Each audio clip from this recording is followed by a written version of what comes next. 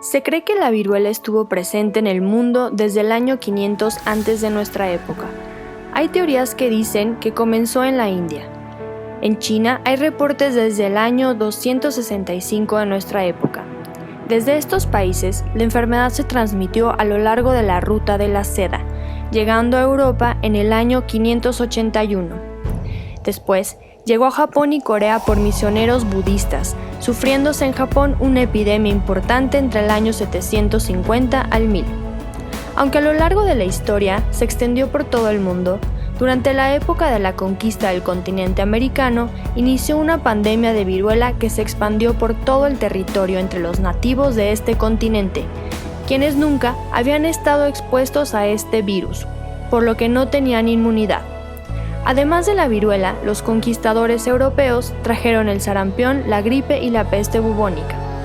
En 1492, cuando Cristóbal Colón llega a las islas del Caribe, se inicia un intercambio de enfermedades. Por un lado, las que se desarrollaron en África, Asia y Europa, y por otro las del continente americano, que, hasta entonces, habían permanecido aisladas por los océanos Pacífico y Atlántico por 15.000 años.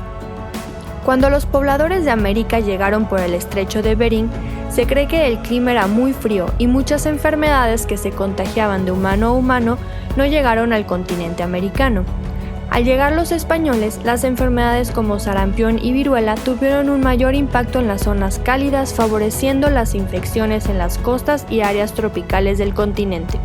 El virus requiere 3 semanas para completar su ciclo, 10 a 12 días de incubación seguido del proceso de la enfermedad que inicia en un cuadro gripal con fiebre, un exantema y pústulas que duran 2 semanas, por lo que en estos primeros viajes de Colón no hubo grandes contagios. El Caribe. En 1507 ocurrió la primera epidemia importante de viruela, atacando a los arawak, que eran gente del Caribe. En 1518, en la isla de La Española, hoy Haití y República Dominicana, se notó un aumento en los casos cuando se exigió a las comunidades indígenas vivir más cerca de las comunidades españolas. La enfermedad se expandió a otras islas cercanas, llegando a Puerto Rico, Jamaica y Cuba, dejando una devastación similar. Hacia México. Hernán Cortés viajó de Cuba a las costas de Yucatán con un ejército de 800 hombres mezclados entre españoles e indios, recibiendo un mensaje amistoso del emperador Moctezuma. Cortés subió por la costa hasta llegar a la ciudad de Veracruz, donde quemó sus barcos para impedir que su ejército quisiera regresar. De ahí continuaron tierra adentro, donde se encontraron con el pueblo tlaxcalteca. Los habitantes de aquí eran fuertes guerreros, quienes al principio intentaron pelear para defender sus tierras en una batalla que terminó en un pacto, donde ellos ayudarían a Cortés a luchar contra el Imperio Azteca. La ciudad de Tenochtitlán, la capital del Imperio Azteca, tenía en ella aproximadamente 300.000 habitantes que estaban aislados dentro de un gran lago con 3 calzadas de acceso. La más larga medía casi 10 kilómetros. Al principio, los encuentros con Cortés fueron amistosos. En 1520, 2 años después de que llegara Cortés, llegó Pánfilo de Narváez a las costas de Veracruz, enviado por el gobernador de Cuba para arrestar a Cortés. Este fue a atacarlo, dejando a Pedro de Alvarado cuidando la ciudad de Tenochtitlán. Al regresar Cortés, se encontró con una revuelta que los hizo huir. Un año después, en 1521, Cortés regresó a sitiar la ciudad. Después de 3 meses, los aztecas se rindieron. Cortés y sus hombres entraron a Tenochtitlán, encontrándose con la mitad de la población muerta, no por hambre o heridas de guerra, sino por la viruela. Hacia Centroamérica. De México, la epidemia se movió a América Central, donde muchos guatemaltecas murieron entre 1520 y 1521. En 1527 hubo una epidemia importante en Panamá. Hacia América del Sur. Entre Centroamérica y el Imperio Inca había buena comunicación comercial. Se cree que por esto la pandemia se expandió hasta la zona andina, y así también fue como Núñez de Balboa, Pizarro, Almagro y Luque, los que vendrían a conquistarlos, tuvieron noticias de este gran imperio. En el siglo XVI, el Imperio Inca alcanzó un desarrollo poblacional suficiente para tener 3 habitantes por kilómetro cuadrado.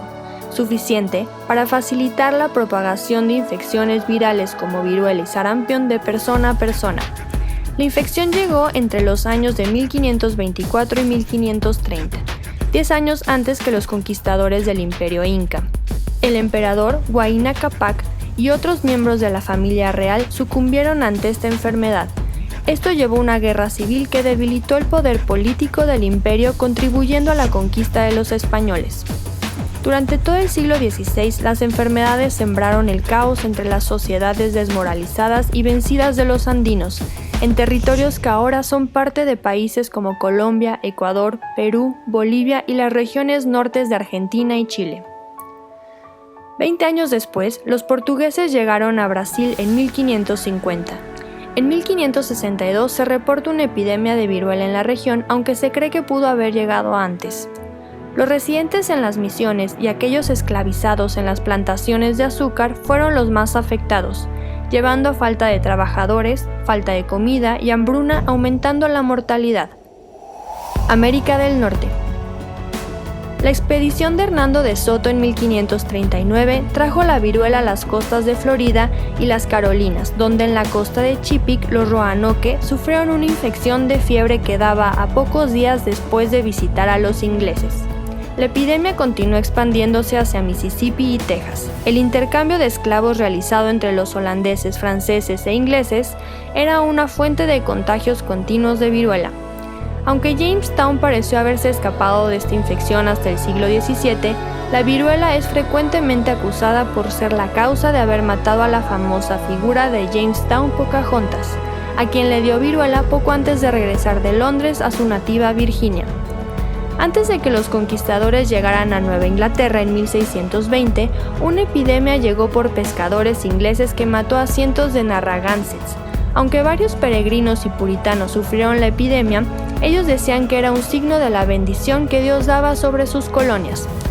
En el Atlántico Medio, las colonias establecidas por los holandeses, suecos, hugonotes franceses y cuáqueros ingleses trajeron la infección en 1633, afectando a los pequots y lenepes. En Nueva Francia, la viruela llegó con los franceses en 1616 y se extendió rápidamente hacia los Grandes Lagos. Los hurones asociaron la viruela a los misioneros jesuitas franceses y a las monjas que cuidaron de enfermos en el primer hospital de Quebec. Otro contagio se dio cuando el gobierno francés intentó educar en Labrador a los esquimales. Posterior a esto, varios de los niños fallecieron por viruela. Tanto los europeos como los nativos interpretaban a la enfermedad como un castigo de los dioses. Los conquistadores creían que su dios mandaba la enfermedad a los nativos por ser no creyentes. Desde la llegada de la epidemia en el Caribe y México hasta la extensión por Brasil y América del Norte, ocurrieron brotes nuevos que llegaban cada 10 a 20 años. Se estima que en toda la región del continente, entre las epidemias introducidas, así como la guerra, el hambre y las malas condiciones de trabajo, mermó la población de los nativos en un 75%.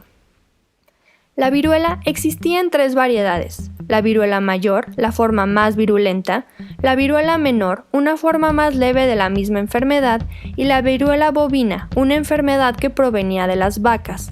Las 3 variantes provenían de un virus similar, lo que hacía que el padecer una de las 3 protegiera contra las demás.